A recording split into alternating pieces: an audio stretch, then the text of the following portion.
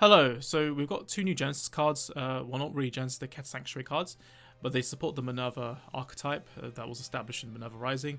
These are set 11, so you've got the Cray Cross Epic cards, and you've also got the Encounter cards, so not so much the anime stuff.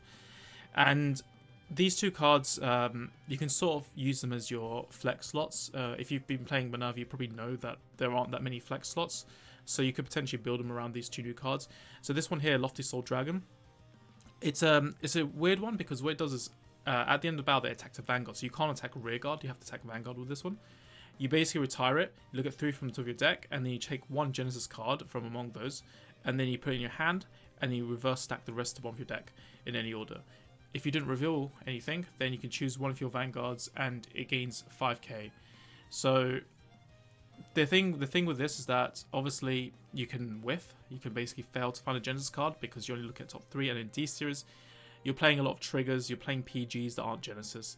So if you've been playing Kyber, for example, how many times have you checked top 3 and you've seen like 3 triggers slash PGs and you're like, oh wait, none of these are Genesis. And even then you've got some slots that aren't even Genesis cards in the deck out of your normal units as well. So obviously the success rate isn't the greatest. However, there is a card that does manipulate the success rate. But this thing here, it has retire as a cost. Obviously, you make it feel free if you use Kamal to call over it, in which case it's not as bad, because the thing with Genesis right now, the list that people generally play, is that the only card people are maining that actually remove themselves from the field is Angelica. So generally you are cannibalizing your units whenever you use a skill. So I'm just going to get on to the next thing now with this card, Lofty Soul Dragon, which is that there is also Divine Sister Sabaran. So Divine Sister Sabaran has an ability where when it's placed on rear, you can choose a normal unit with Genesis, which every Genesis card is a normal unit anyway, because they don't do triggers for clans in Genesis, I don't think. As it's only clan from your drop, so you just add a Genesis only card, and you may put it on top of your deck. So this card's interesting. Obviously, if you want to put something like Kamar, it feels a bit weird because you might as well just be playing Drilling Angel. However, this card, I think, is meant to be used with the Dragon. So you place this, you place a Genesis card that you need, whether it's for your discard cost for Minerva or whatever other reason, like Persona Ride, or maybe a counter charge engine. And then mid-battle with Lofty Soul Dragon, you can then basically check top 3 and add that guaranteed Genesis card to your hand. So it feels a bit like a +1, but not really. It's sort of a +1 in a way that if you were going to call Kamar over this, then it feels like a +1. However, the thing is that it makes it feel better as well, because you do place the card on top of your deck. So you attack with this, then you add it to your hand, and then Minerva can then go on, swing, Kamal, get Spirit Cord. Now you may notice that this now makes the stacking ability of Minerva a bit redundant, because obviously you're checking top 3, and then you're reverse stacking, so you're not checking just one card. Which means if you use a skill to check the top of your deck, you're not really going to be getting that card if you decide to use a skill first. So there are some clashes with the deck. The other clash as well is that this is a grade 3, so you're playing more cards that don't give you early game rush as well. So there are issues with this package, which is probably why they're commons as well. I'm not sure if they're trying to push this as the main thing, but I guess it's a play style. If you think of Bastion, how Bastion's had like 50 million different support cards, which people don't play most of those cards because they've already had they've been spoiled for choice basically. It's like, you know, Brave, Bloom back in the G era, you had like support every 2 boosters.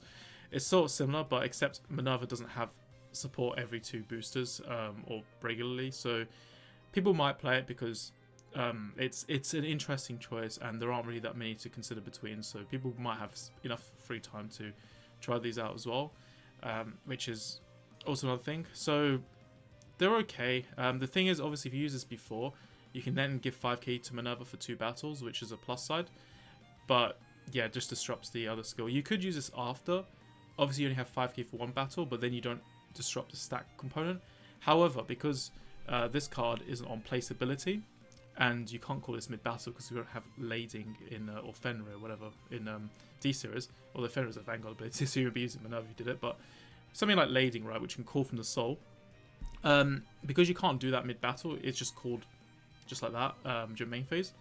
You obviously can't combo it with Lofty Soul during the battle phase if you decide to use it after Minerva's drive check. So that's just something to bear in mind. So this card, it's a really weird one, and there's no Soul Blast cost either, so you can't exactly go, okay, I can just extend to Kamar after the Minerva swing by using this, because unlike the other card, the promo, this card doesn't have a Soul Blast cost. So that's kind of a downside. Or Angelica, which can Soul Blast and move herself to Soul. So yeah, that's more or less it with my thoughts on these cards. I might try them out, but I think if you try a list around these cards, these two cards, you aren't really going to be playing an early game rush deck. You're going to be playing more for a digging deck game. So it's more like just start doing things from turn 3 more often, if anything. And I think these cards do have potential, depending on what the rest of the reveals are, which I'm not sure if we will get them because of how heavy this set looks. Because there are quite a lot of characters that will be featured in this booster set. So I think like one thing that could encourage people to play this card is if they put Kushinada or any sort of Genesis Encounter PG as a card in the set. Because obviously the thing is that adding Genesis cards currently right now, you're mainly going to be adding them for, especially in battle phase, you're mainly going to add them just for the cost, if anything. And obviously you can stack the Genesis cards of your deck with the new Divine Sister, but the thing is, obviously you can use Minerva and Soul Charger, but it makes you feel like Drilling Angel might as well have been used in a situation like that. So it's a very it's sort of like a different play style, more or less. But then there's cards like Apple Witch, which is a 10k shield. Obviously Kamar and Melissa don't really do anything in your hand. What else do we have? We've got Angelica, which is good for counter-charging later, but it's all kind of like very small stuff. There isn't like a sort of key card that makes you think, oh, I can survive my opponent's next turn better. And even in terms of persona riding, there are just some other cards which could also take that function, such as Knight of Excision, as well as Kybre. So yeah, it's a weird one. It does make it feel more like a 2-card combo as well, which could be a downside. So those are just some of my thoughts. They probably won't see me play, but I think some people might use them because they are interesting to play. They're kind of interesting to fiddle around with. But yeah, let me know your thoughts down below, and until then, I will see you guys later. Bye.